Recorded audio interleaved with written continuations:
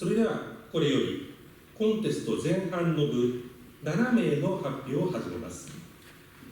From now, we will start the contest. The first speaker is Liu Sakura. The title is Multicultural, coexistence. Liu-san, please.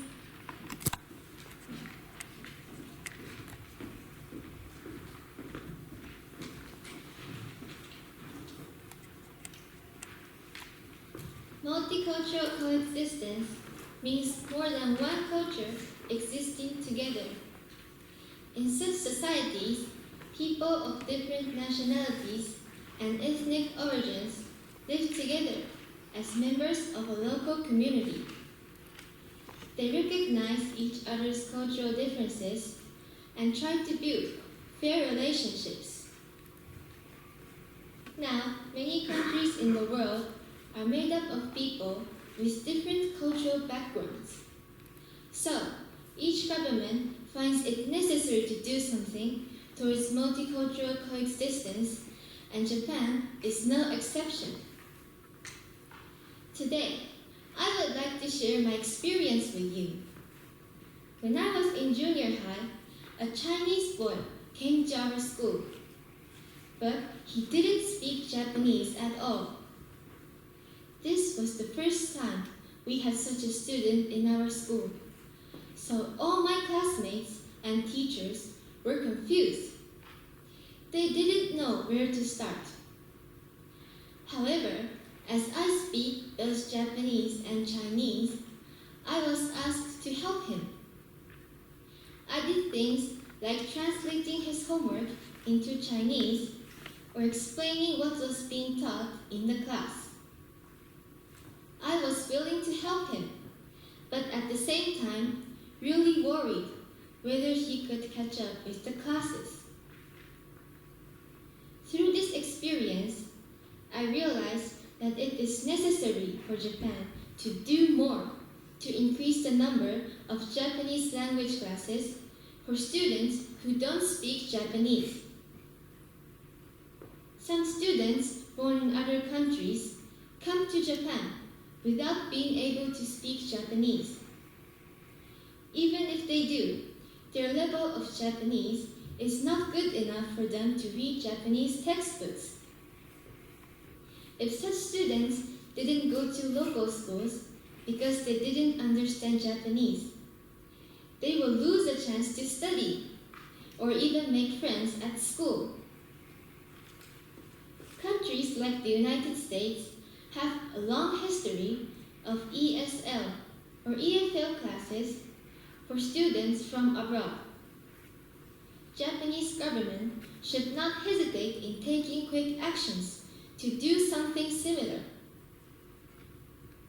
Japan is now at this stage where we see more people coming from different countries with different cultural backgrounds. Such people are making efforts to understand Japanese languages and its culture. So why can't we do the same? We should not be too afraid of learning different cultures because it will enrich our own culture. Japan has a long history of welcoming foreign cultures and merging them into its traditional culture, such as Chinese characters or religions. Multicultural coexistence in one country will lead to accepting that on a global basis. Whether you like it or not, different cultures do exist. So why can't we try to make the most of it? Thank you for listening.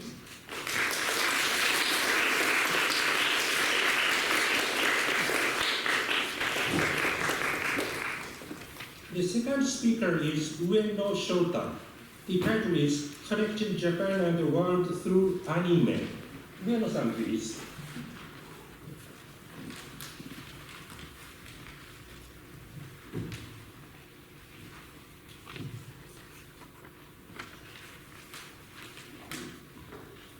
I'd like to start by asking you a question. How many of you enjoy watching anime? There are various genres of anime, such as action, romance, and sports, and there are many kinds of anime that both children and adults can enjoy.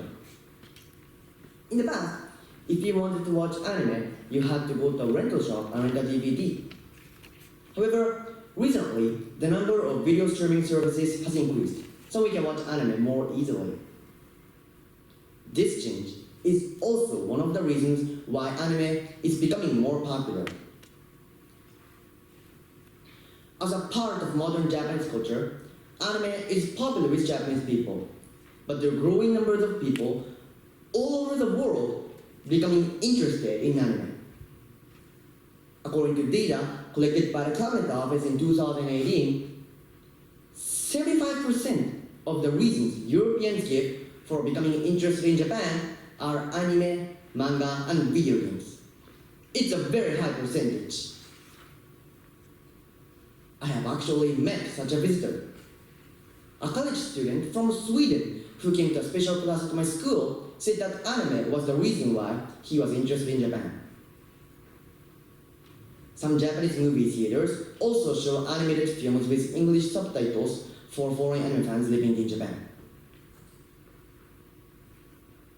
Anime is popular not only with visitors to Japan, but also with people living overseas.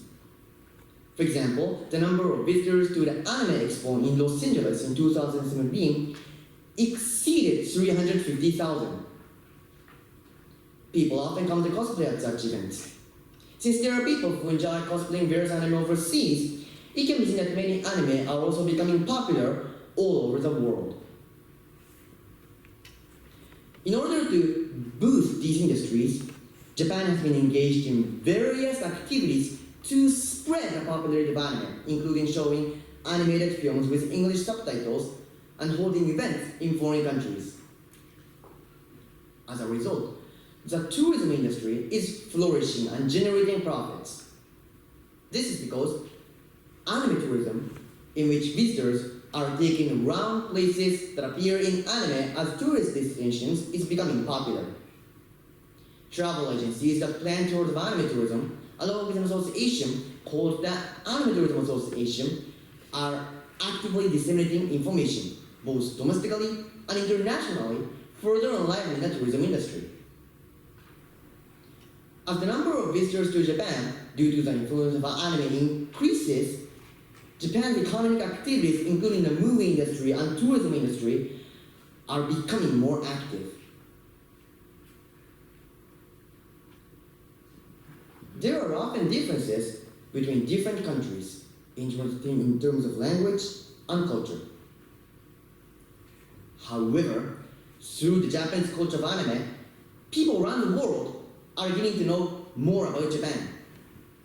In addition, Japanese people have been able to deepen exchanges with other countries and cultures through this shared love of anime. In the future, if you're able to create anime that includes messages such as international peace and environmental conservation, I think that it may even be possible to create a world where there is no conflict and nature is abundant. I would also like to recommend anime with a theme of Japanese culture so that people overseas can know more about Japan. Examples of this include anime such as Mashiro no Oto with the theme of shamisen and Heike Monogatari based on Japanese literature. I think that it is possible for me to play an active role in boosting information on such anime by using SNS. If I'm able to do this, I think I can contribute to helping more people from other countries become interested in Japanese culture. Thank you for listening.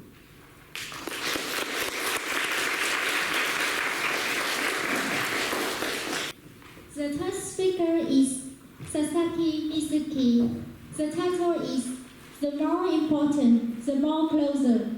Sasaki-san, please.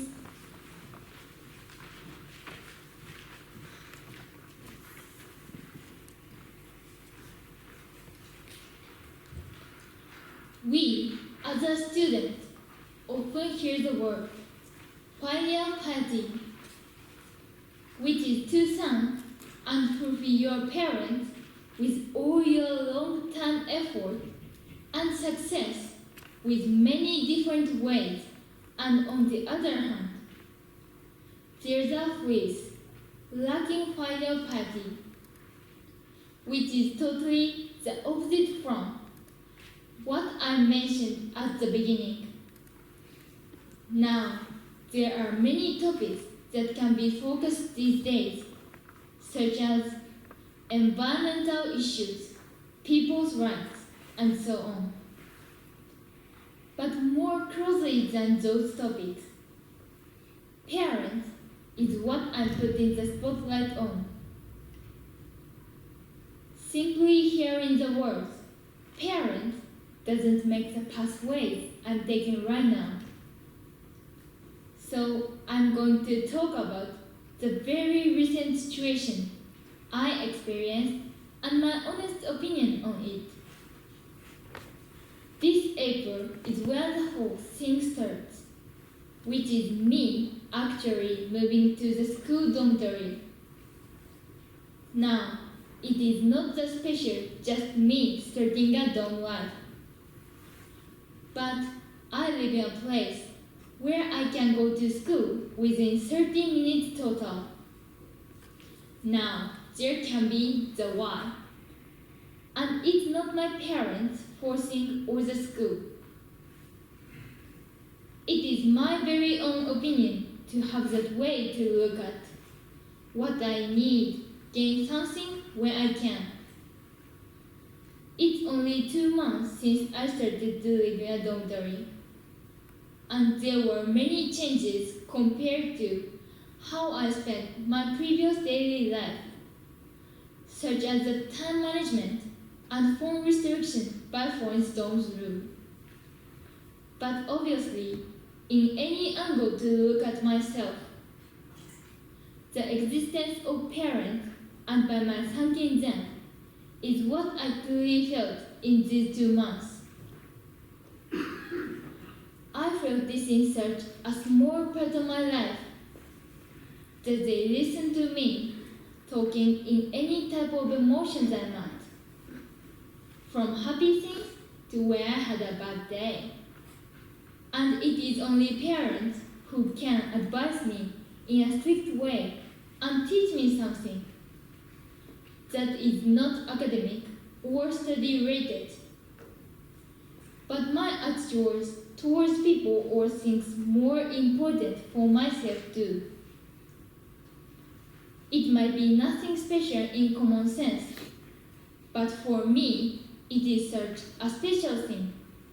And I know there are many more who are stuck and think too deeply about the word filial piety, or if they are lacking. There are many people surrounding me, my friends, teachers, and seniors in school or in the dorm.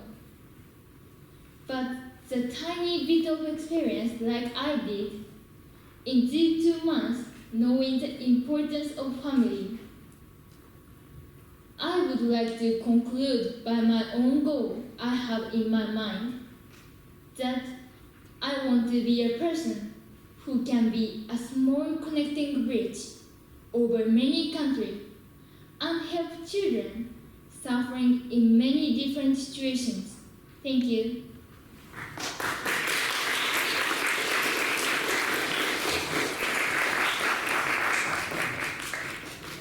The fourth speaker is Tomita Nami. The title is Waves. Tomita-san, please.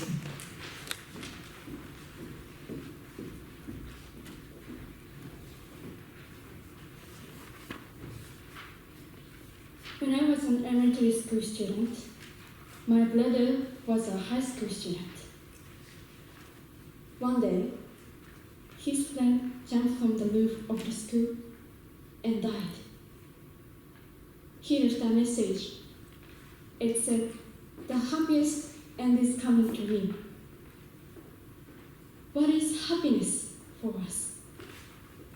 Is it happy to die? When I was 1 year old, I was diagnosed with Kawasaki disease, a systemic vasculitis. That is a disease where lump may form in the head and there is a risk of sudden death. I initially got better with medication made from human blood, but later on I had the disease again 2 or 3 times. During the illness, my mother prioritized me above everything else and stayed at the hospital every day, taking care of me and providing unwavering support. Whenever I think back to that time, my heart fills with gratitude for the people who donated blood, my mother who was always by my side, and the doctors at the hospital. From that experience, I developed a strong desire to cherish the life I received from my parents. Now, let me tell you about my current situation. I have belonged to a brass band club in high school. Although I was in charge of percussion in junior high school, I am trying new instrument, the bassoon now. At first, I hated myself for not being able to improve my skills, and I was always thinking I wanted to play percussion. However, a teacher I admire once said to me, "Life becomes what you believe. If you believe you can do it, you will be able to achieve it." Since that time, I have believed in my ability to play well and have continued practicing without giving up. And finally, I reached a point where we can play with great members on the same stage. Now, let's go back to the question. What is happiness for us? In my opinion, happiness is to realize I'm not walking alone. When I was a child, my mother and the doctors were by my side. When I play the bassoon, my teachers are by my side. When I do something next, someone will be by my side. So, I want to be by someone's side now. If you get frustrated, don't get caught up in one thing and try to focus on other things. You are not alone. There are many people you can ask for help. Someone is always by your side. Lastly, let me introduce myself.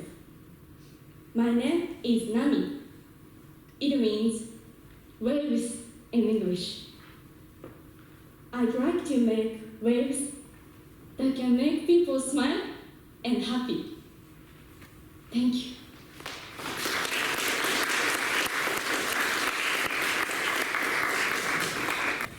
So the fifth speaker is Addie Rohan. The title is Discovering the Passion. Addie Carissa, please.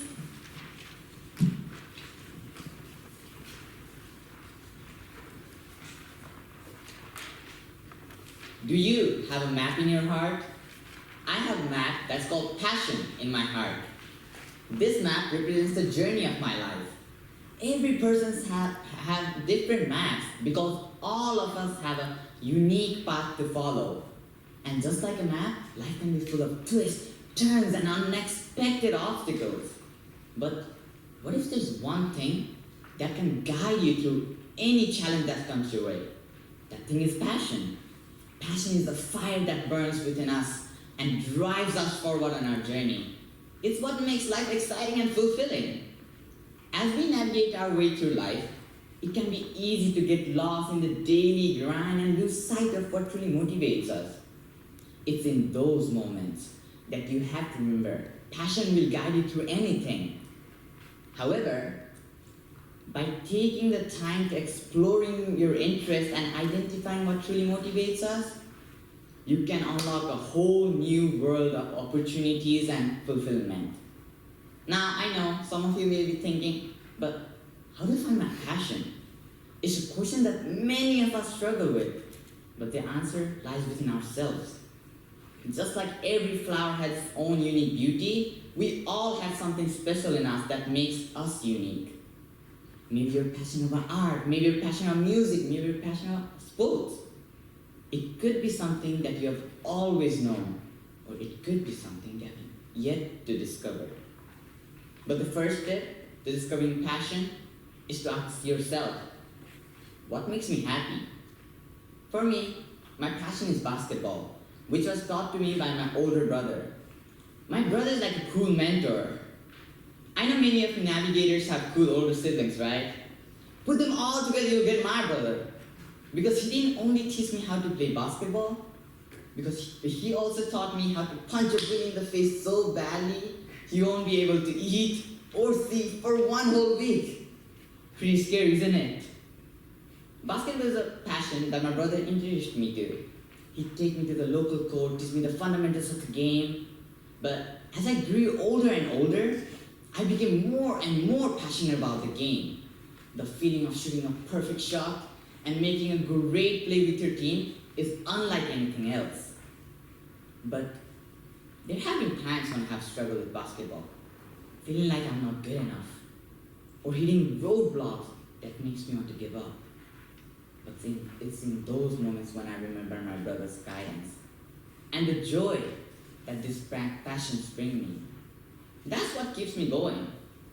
And I know, as long as I have a basketball hoop, I'll always be able to find my way back to my passion. So my fellow navigators, I urge you to discover your passion. Because discovering your passion is not just about finding something that makes you happy. It's also about finding something that gives your life meaning and purpose. It's about pursuing something that makes you feel alive and fulfilled. And when you do find your passion, hold on to it tight. Because just like a map, it will guide you through any twists and turns of life. It will be the fire that burns with you and drives you forward to your dream and propels you towards success. Good luck, my fellow navigators. Thank you for listening.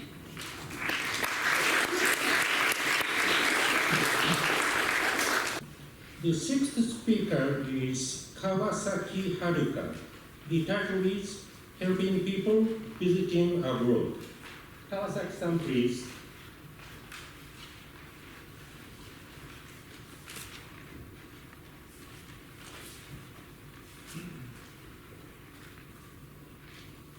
Before I start my speech, I would like to ask you a question.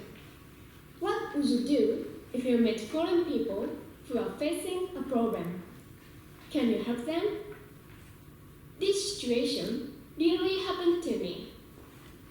Last March, I went to Singapore on a school trip.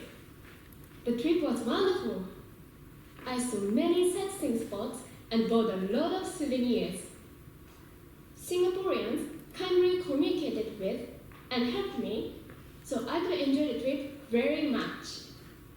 5 days later, I came back to Narita International Airport with my friends and confidence in my English.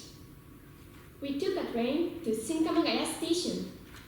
Then we met the event. What we saw first was 2 foreign men. They were looking in trouble, so we talked to them in English that we have just trained with in Singapore. The speaking was fast and hard to listen, but finally we understood what they wanted to do.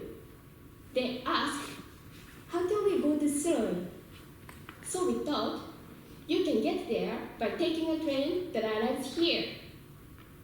They said thank you and goodbye, and we went down to the ticket gate floor. It was a special experience for us to talk with foreign people in Japan, so we still thought about them. When we were talking about going to buy taiyaki, one of my friends and I noticed a sign on the pillar. It showed that we took a wrong train to them. If they take the train that arrives in front of them, they will go opposite side.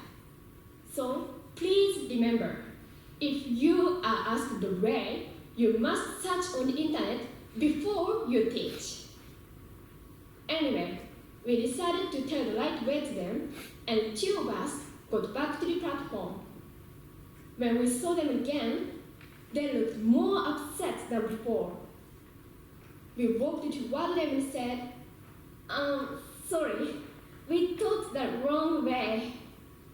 But one of the foreigners said, I lost my passport.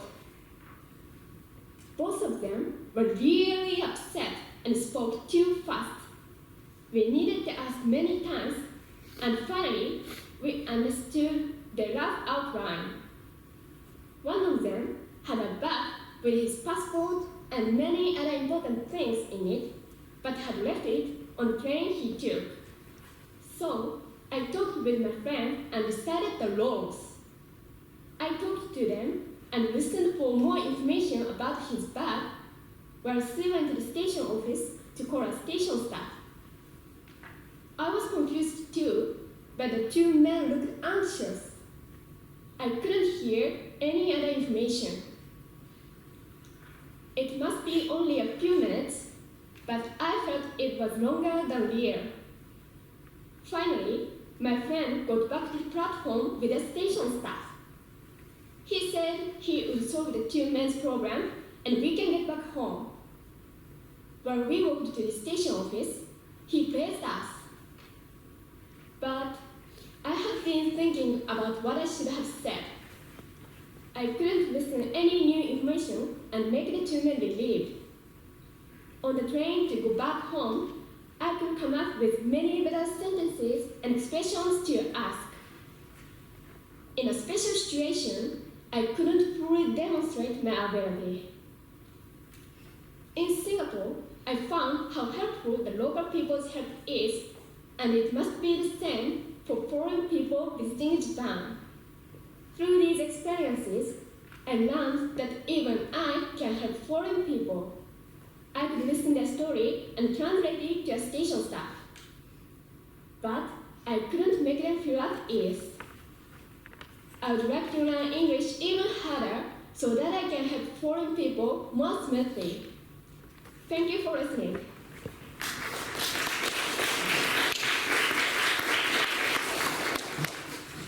So the seventh speaker is Kimura Akihara. The title is Use of Technology.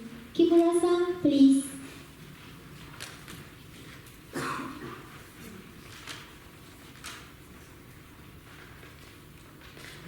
Today, many people are developing new technologies for the betterment of our world.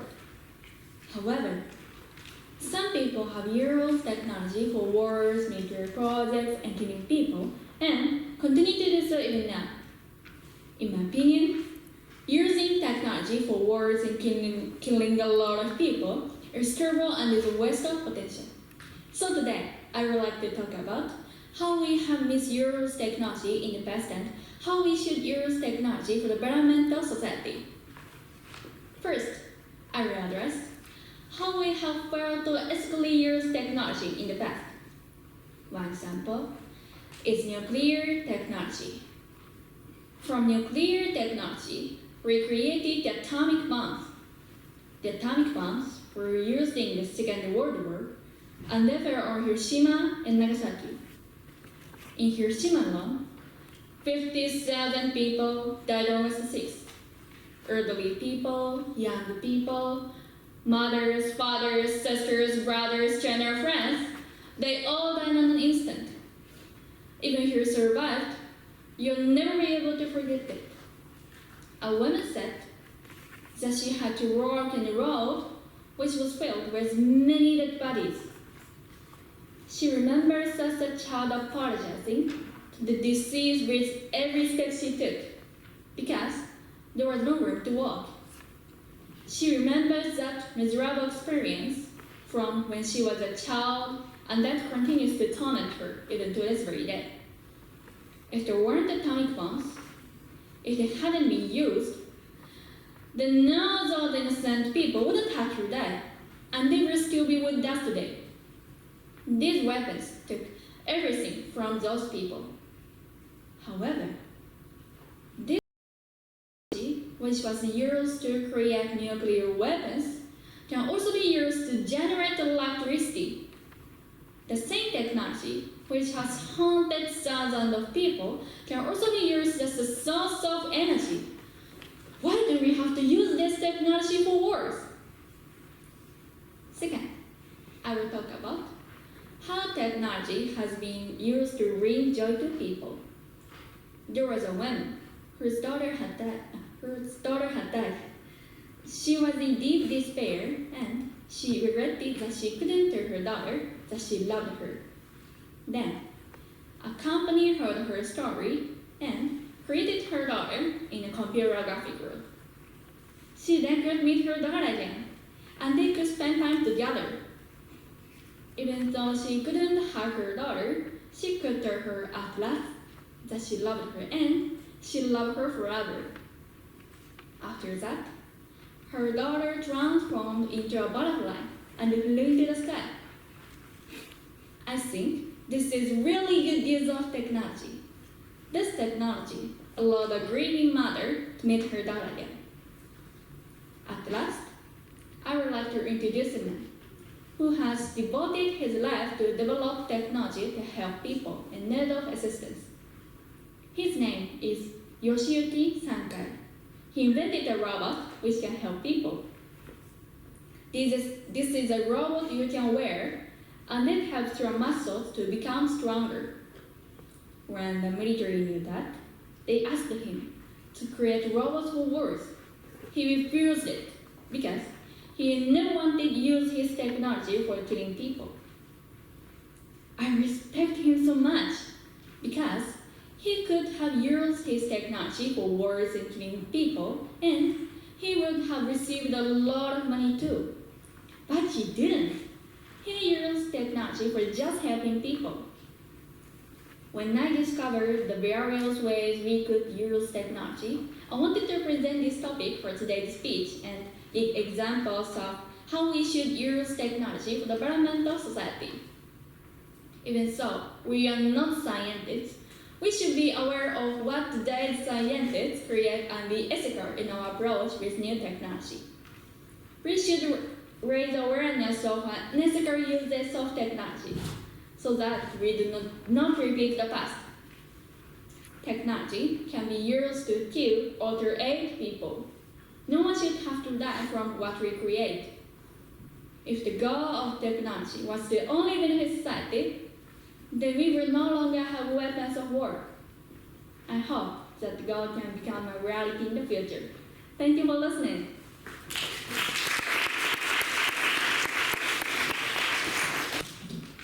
The eighth speaker is Akagi Shoto. The title is How to Make Better Communication. Akagi-san, please.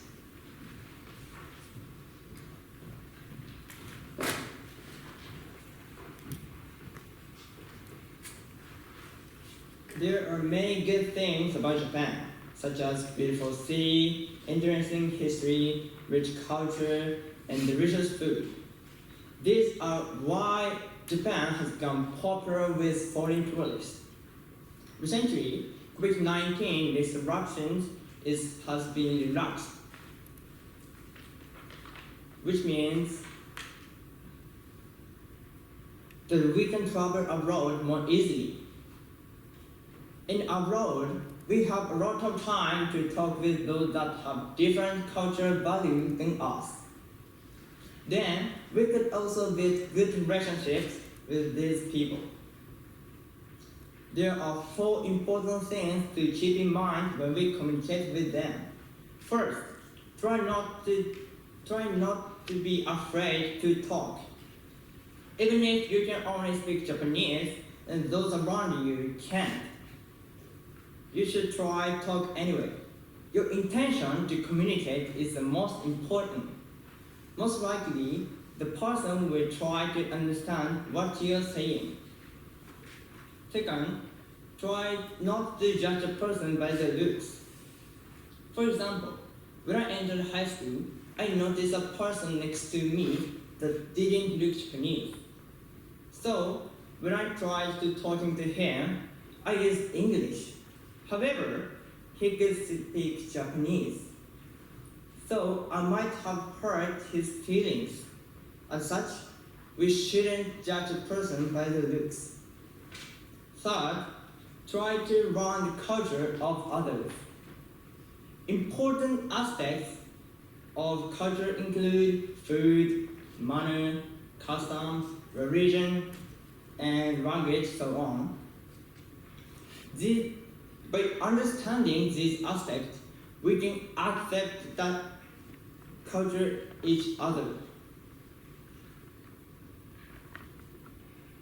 If we can respect the culture of each other, we can build good relationship. First, try to understand each other. We all can't understand of each other perfectly because we have cultural differences. But we can try.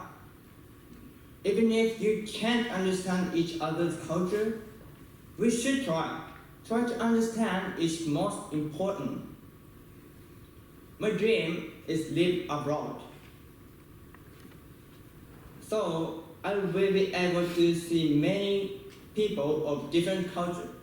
Therefore, these 4 points, trying not to be afraid to talk, trying not to judge a person by the looks, try to learn the culture of others, trying to understand each other, are not only helpful for me, for others as well. Thank you for listening.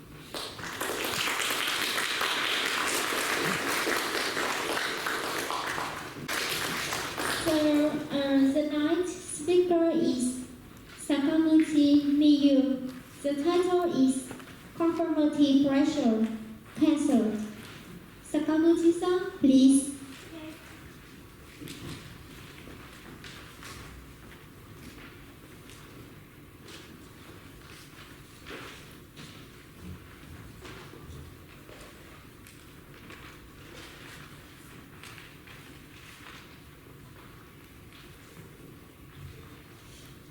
Are you wearing a mask now?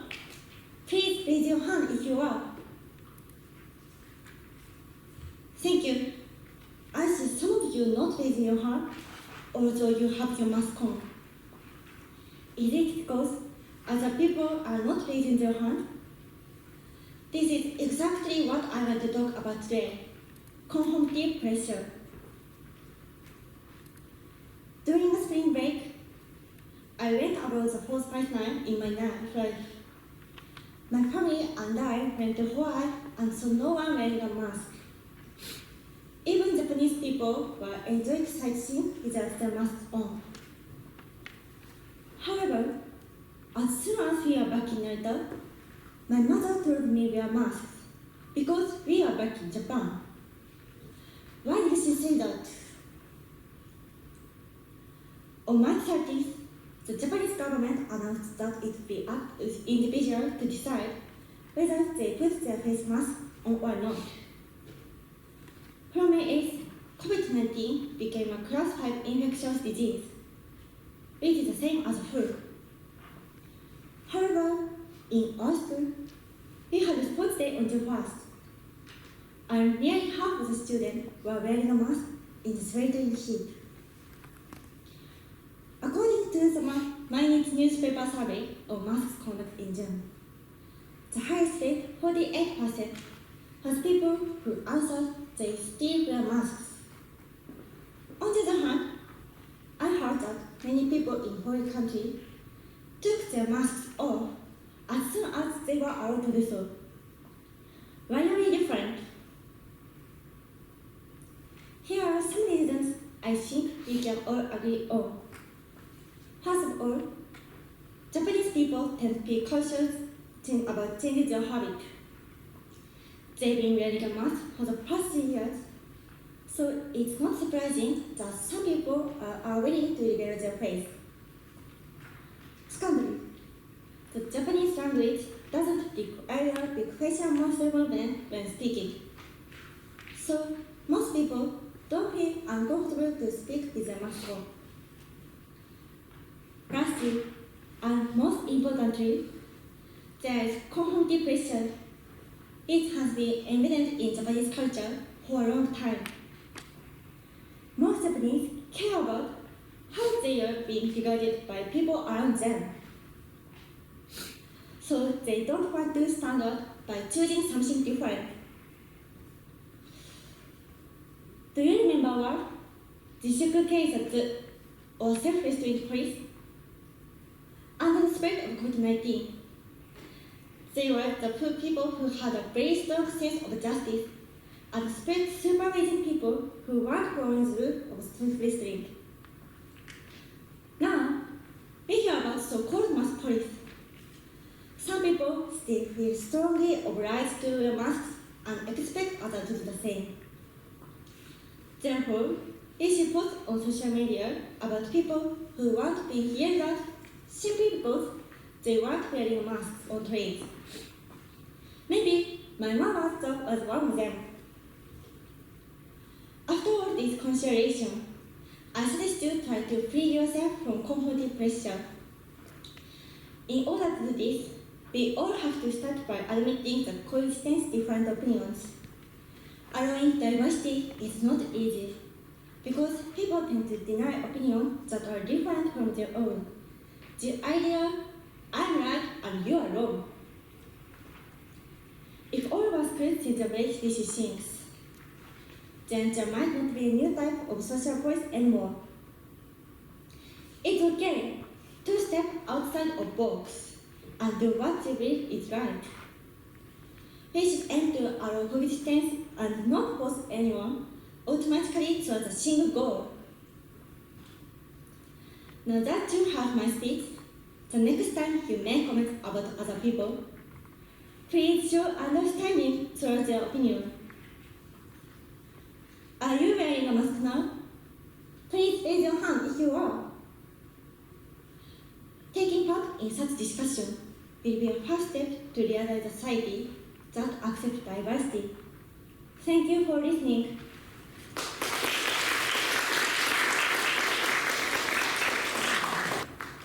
Okay, the 10th speaker is Ueda Tamaki. The title is, What If You Could Read Other People's Minds? Ueda-san, please.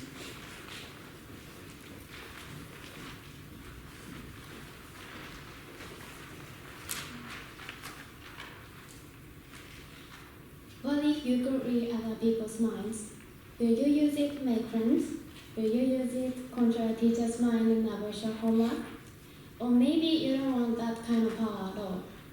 Sometimes I think about it.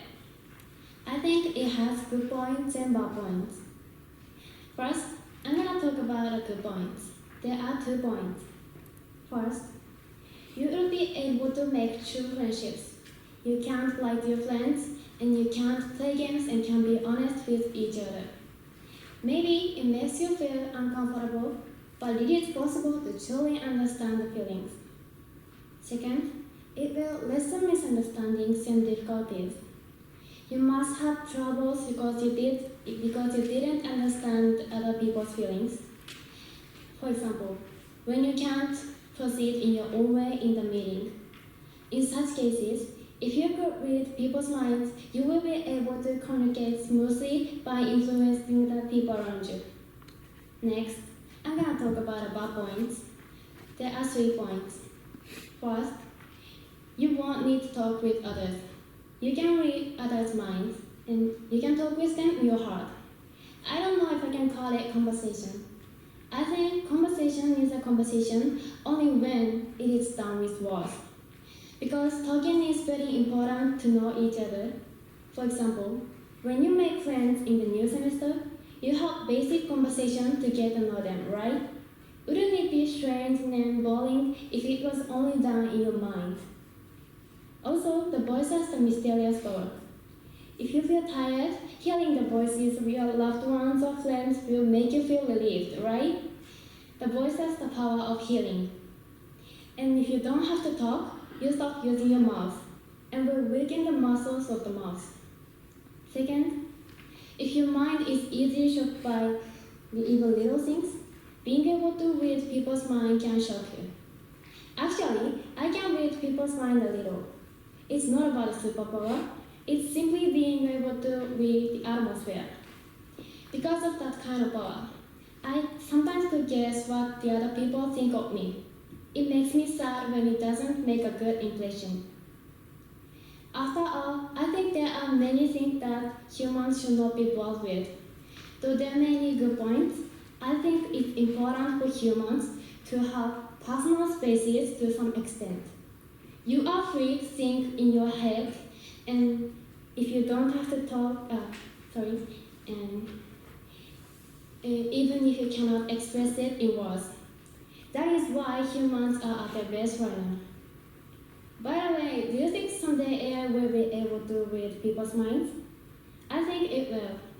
AI is a system that can artificially create interactions full of emotion and jokes. Like we naturally come into contact with pets and people, regardless of or against of the laws of physics. Today, AI is playing an active role all around us. In recent years, the development of AI has progressed, and there's one thing that I'm afraid of. One day, AI will be able to read people's minds with supernatural powers. Looking at recent technology, AI seems to have no limits. I'm really starting to think that this is not a dream. That is why I don't think AI should be able to read people's minds. We worry about our relationship with others, solve them, and grow. That is our humanity.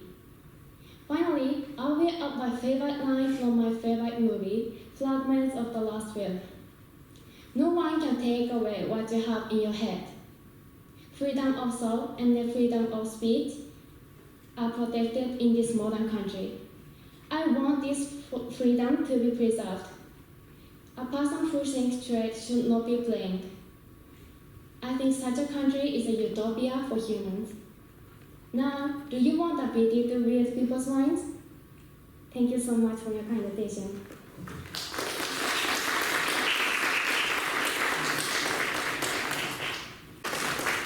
Okay, so the 11th speaker is the Otake Rena. The title is The Power of Words. Otake-san, please.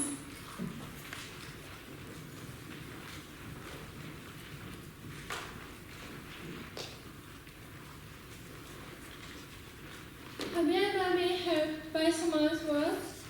On the other hand, have you ever been hurt by someone's words? I have experienced both. Today, I will talk about the power of words. I have 3 rules I follow about words. 1. Think carefully before speaking. 2. Take responsibility for my words. And 3. Try to use positive words. In the 4th grade of elementary school, several boys in my class teased a boy named Shimizu. They would look at his test scores and say, "What a low score! Or you're so short!" Of course, they were just kidding, but they all laughed at him. Shimizu was smiling brightly at that moment. However, the teacher later told us this. Even if he is laughing along with you, he actually might feel very sad, and sometimes people just don't realize it. I was startled. I once felt very bad when a boy told me I was too tall during a physical measurement. For the boy who said it, it was not a bad word, but a friendly word, but it hurt me like a small knife. The teacher's words made me realize that I must be careful not to hurt others with careless words when I'm having fun. I don't remember exactly when it was anymore, but there is one phrase that I will never forget. It's alright. This is a phrase by table tennis player Ai Fukuhara. It was in a women's team competition when the player before her came back to the bench after losing. Fukuhara said, "It's alright, I'll win the next one." After that, she really won and led her team to victory. Fukuhara was certainly the best player in Japan at the time, but I was so amazed that she did what she said she would do in a world championship match to get a medal.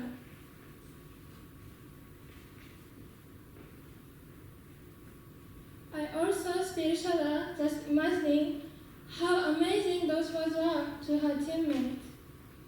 I too want to be a person who takes responsibility for my words and helps others when in need. I would often say negative words like, "It's too much trouble, I don't want to do it, and I'm tired." One day, my mother asked me to help her wash the dishes, and I replied, "Okay," and headed for the kitchen. Then, my mother, who is always kind to me, suddenly got angry and yelled at me, "If you don't want to do it, you don't have to do it."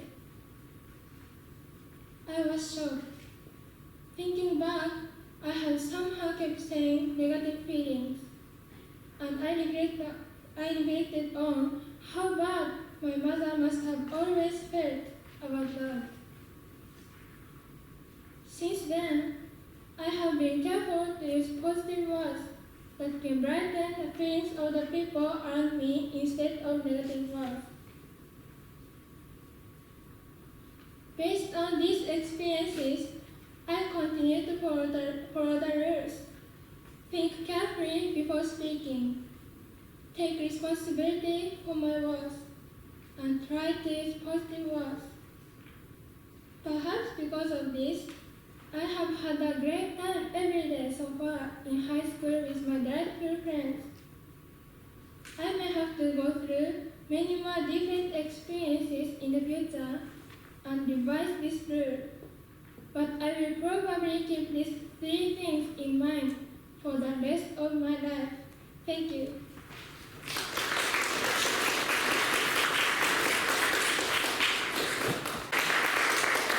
So the third speaker is Takeuchi Mizuki. The title is For a Better World.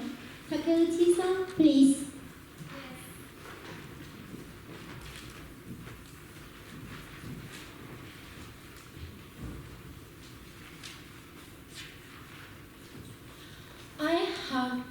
I wanna have a job that helps people in the future. I joined the volunteers and deepened exchanges with Kenyan children in Africa through online meetings and email exchanges. The child who I communicate with is 11 years old girl, and she loves playing with hula hoops and riding a bicycle. Through these activities, we deepen our understanding of food education and local culture. She told me that she helps her mother by carrying a big plant bag and forth to distant well to secure drinking water.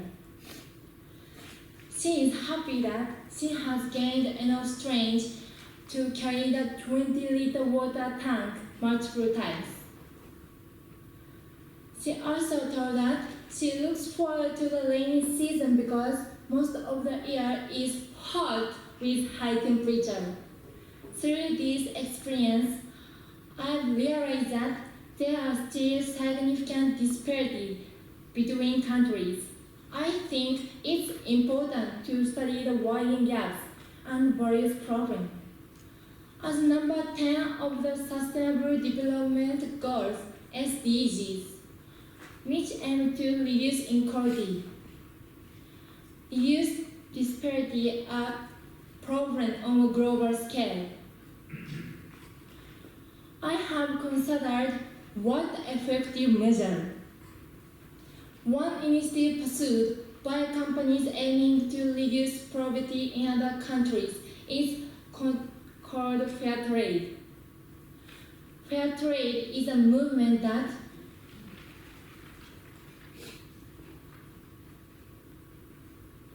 aims to improve the lives and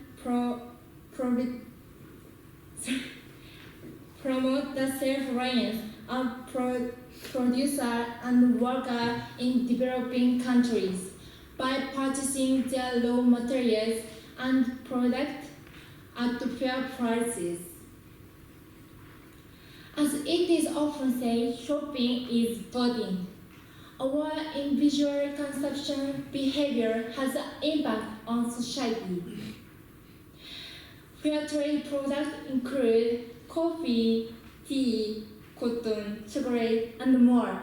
So I feel that I can contribute to this cause. After entering university, I would like to learn about different customs, philosophies, and way of thinking in various countries. In order to promote mutual understanding with people of different culture, I want to be a person who can contribute to society as Japanese citizen and respect diverse ideas. Thank you for listening.